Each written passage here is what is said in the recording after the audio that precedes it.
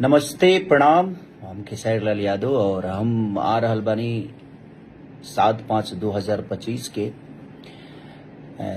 सफरा king footwear के जौना के ब्रांड एम्बेसडर भी बानी हम।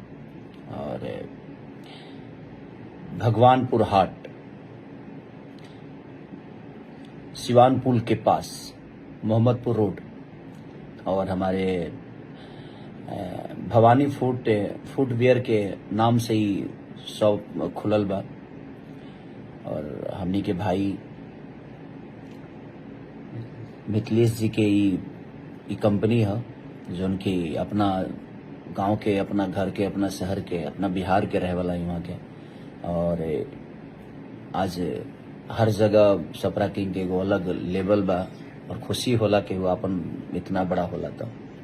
तो दिल से धन्यवाद। और वो सब सपोर्ट करी फुटवियर कंपनी के।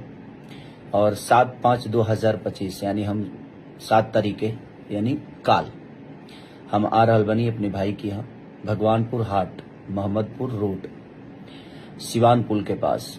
तो वह सभे आई और अपन प्यार आशीर्वाद दी। Love you all, thank you.